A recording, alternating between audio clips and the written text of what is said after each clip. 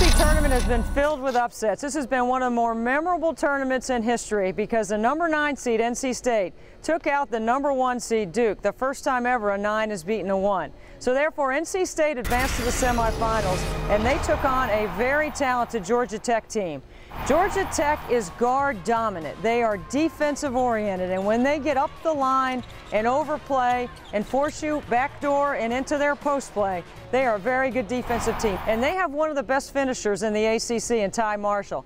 Back-to-back 20-point games in the ACC tournament. They're going to play in the finals to compete for the ACC championship against the second semifinal winner, and that being the University of Maryland, who battled a tough, gritty Wake Forest team. But the University of Maryland has everything that they would need to compete for a title. They've got the ability to score in the post. They can defend the paint. They've got a go-to player who happens to be the ACC Player of the Year, Alyssa Thomas. And Alyssa Thomas put on a playmaking show in the semifinals. She is good enough with the balance around her to carry her team all the way to a tournament championship. That sets us up for the ACC tournament final, which will be Georgia Tech, the 4 seed, against Maryland, the 3 seed.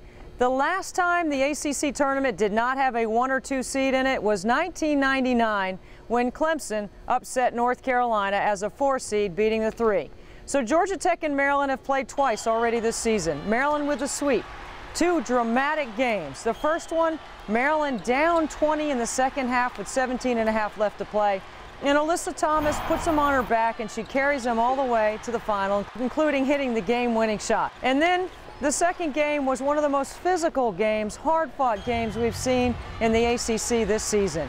That sets it up for, can Georgia Tech stay on the glass with one of the best rebounding teams in the nation? Maryland's second best in rebounding margin. Maryland also rebounds 53% of their offensive misses. That is a very high number.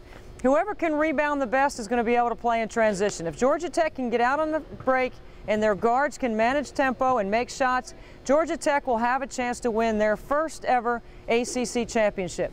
But if Alyssa Thomas shows up, she could be the X factor because as the Player of the Year, she has the complete skill set to take a team all the way to the title.